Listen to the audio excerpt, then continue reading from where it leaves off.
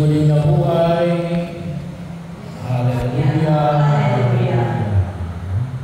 So dito lang, medyo malakas-lakas ang boses ko dito. So tulad ng pinamali ko natin sa pasimula ng pagdiriwang ng isa, ngayon ay ika-4 na linggo ng muling pagkabuhay at itinalaga ng simbahan ng ika-4 na linggo ng muling pagkabuhay ay ang linggo ng mabuting pastor at pandaigdigang araw ng panalangin para sa bukasyon. Bahagi yun na sa pagkakataon na ito tamang-tama, pag pinag-usapan natin ang mabuting pastor, well, alam natin, pag pinag-nilayan natin ang mabuting pastor, ay walang iba kundi si Jesus. Pero inaaniyahan din tayo na maging kabahagi na magiging mabuting pastor. At tulad na ipinahayag sa Ebanghelyo natin mula kay San Juan, anong sinabi nito na tungkol sa ugnayan ng image ay pastor at tupa. Sabi nga natin, ginagamit ni Jesus ang mga talinhaga, pangkaraniwang mga pangyayari sa mga Israelita. So, sa kanila, pangkaraniwan yun. Yung pastor na nangangalaga sa kanyang tupa. Yung nagpapastor sa kanyang tupa. Dahil tayo, nagpapastor din tayo kailang baka, kalabaw, yung kalimitan marami natin pinapastor ay bibi. Pero yun, napakita ko natin. So yung image ng pastor at ng kanyang tupa. Bahagi o ilang mga elemento na pinahayag sa atin sa Ebanghelyo ni San Juan, nakikinig. Nakikinig. Kaya sabi ko, dito na muna ako para lalo ninyo akong mapakita kasi makita ko kasi medyo mahina yung ating sound system kapag naroon. So, nakikinig.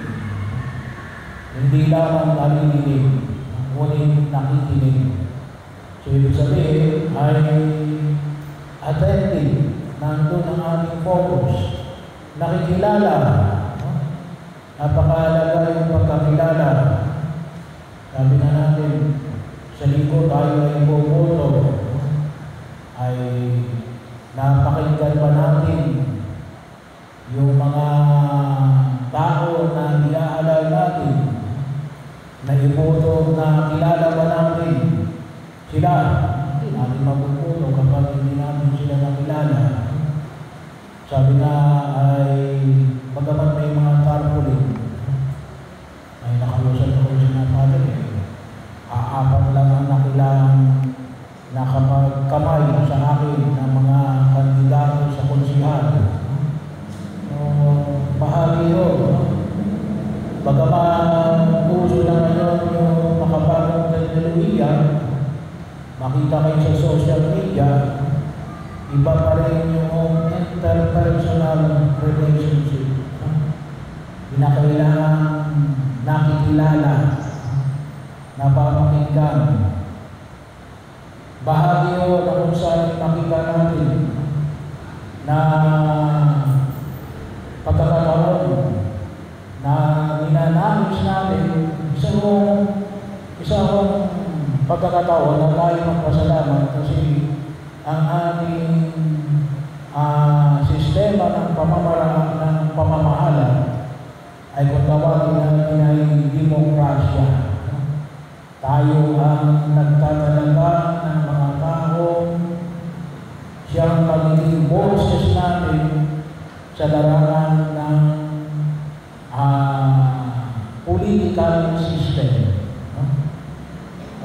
sana po ay yung inyong iboboto ay sa tingin ninyo, sabi nga, ay magre-representa sa inyo, na malapit sa inyong puso na alin, na ito yung tao na tulad ng pinahayag mo sa Ebanghelyo ay mabuting pastor, yung binigyan nilang pansin doon sa aklat ng pahayag, ang kordero ng Diyos na bilang mabuting pastor, tayo ay ginagabayan para tayo ay mapunta sa maayos na pastulan, na mapunta tayo doon sa lugar na hindi tayo mapapahamak, na at least makita natin yung paglundag. Well, yung aklat kasi ng pahayag, tumutukoy na talaga doon sa kaganapan ng buhay. Pero kung kahit na hindi yung tinatawag natin kaganapan ng buhay, hindi lamang yung life imperfection, ngunit makita natin yung life towards perfection. Yung makita natin na kahit pa paano ay umuunlad tayo. Kaya sabi nga natin, marumi ang ating politika, walang pagbabago. Tayo ang nagtuklog sa mga yan no? Tayo naglagay sa mga yan, sa mga posisyon na yan. Kaya, we deserve. Kaya nandiyan yung mga tao yan, ay sapagkat tayo naglagay yan. Kaya kung sabihin natin mga bulog yan, ay tayo naglagay yan. Huwag tayo maglagay ng bulog yan. At hindi tayo magkakaroon ng bulog na lipunan. Ilagay natin yung sabihin natin ay talagang matino na baging bahagi ng ating partido sa daigdig na ito. At yan ay yung kapangyarihan na ating gagawin sa Lunes. Bahagi ko yan. Bagamat yan ay stroke lamang ng ating mga kamay. Pero napakakapangyarihan yan. At yan ay tinatawag natin alin, collective, nagkatawag sa collective. Kaya yung patuloy na hamon natin, tayo yung malinis ang bayan na mapanuri at na may lagay natin ni alin, ito yung tao nasa tingin natin ay siyang gagabay sa atin tungo sa pag-unlad ng bayan ng pangin sa bansang Pilipinas. Kaya bahagi ko yun kung saan ginawa ko ay ating gamitin. Ating gamitin. At patuloy natin ipanalangin.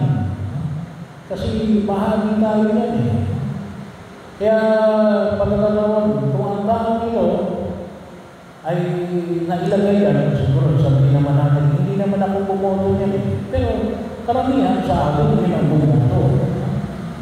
Kaya pagkasabi natin yung bawat isa, pagkasabi natin yung bawat isa na nawa, makita natin, at siguro sabihin natin, Father, very limited ang knowledge ko, hindi ko mga kilala yan.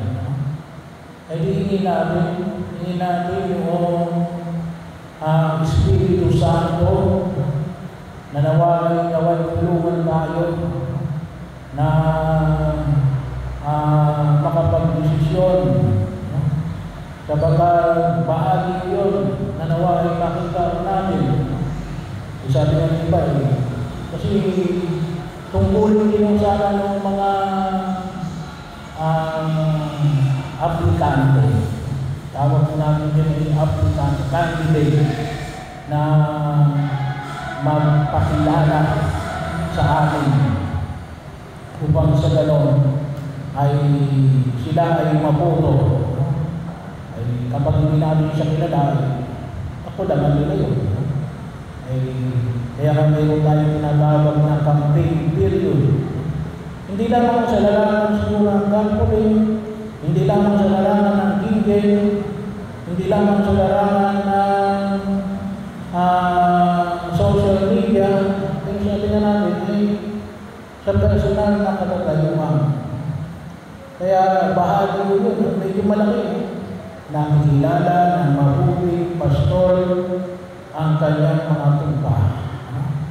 At sa pamagitan ng pagpapakilala niya sa mga kanyang mga tupa, ipinakikilala niya ang kanyang sarili. Pero yun, una. Pangalawa,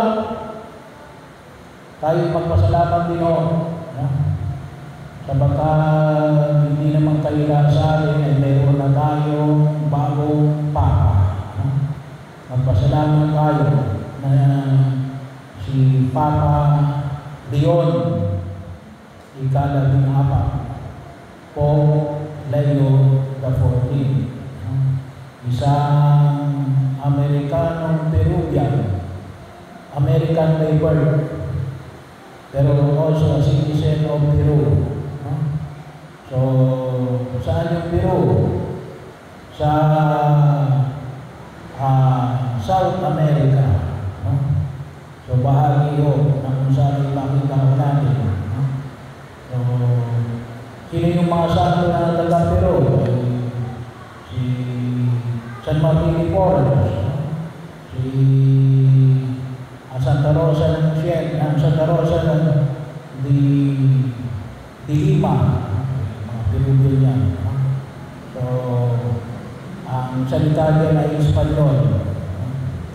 So, bahagi yun na kung saan makita ko natin na nawa ay patuloy natin panalangin para tayo ay bigyan ng tamang direksyon sa tulong ng Espiritu Santo na makita natin na makatugon tayo sa mga hamon ng kasalukuyang panahon bilang tagang kahalili ni San Pedro.